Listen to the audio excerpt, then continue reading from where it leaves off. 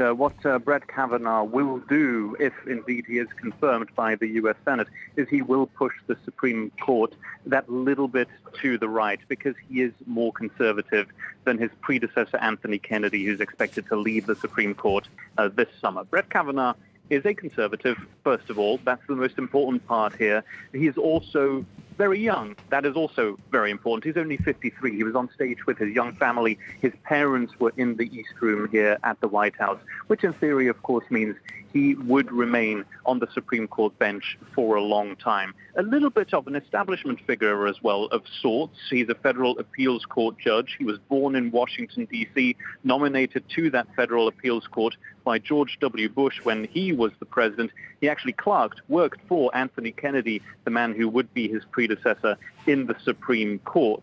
He also worked for George W. Bush in the White House. And to add to those establishment credentials, if you will, he studied at both Yale and Harvard. Those are elite universities here in the United States. It is, though, expected that social conservatives who didn't get everything out of the nomination that they wanted will be happy with this as well, because Brett Kavanaugh is expected to be considerably more to the right than Anthony Kennedy when it comes to gay rights and adoption in the United States, for example. And Philip, why is this such an important moment for Donald Trump? Well, it's possibly even the most important moment of his presidency so far, because the influence that Brett Kavanaugh can have on the Supreme Court bench is enormous, because he will be pushing that court to the right, to the conservative side. He's young, again, and he will bring the conservative majority to the Supreme Court, and that conservative majority could remain there for a very long time, for years at least, possibly even for decades. This is very much what conservatives, when they voted for Donald Trump, wanted from him. Conservative picks for the Supreme Court. Very few things are more important for social conservatives here in the United States.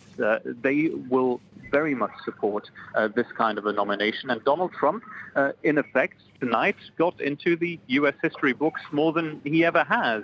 Because his influence from just these 15 minutes, this announcement here in the East Room, will be felt for a very, very long time. Of course, always with this caveat, Brett Kavanaugh will have to be confirmed by the U.S. Senate. That is easier said than done. There is a very, very small conservative Republican majority in the U.S. Senate. The fight to get him confirmed from Republicans and the fight to stop his confirmation by Democrats begins right now.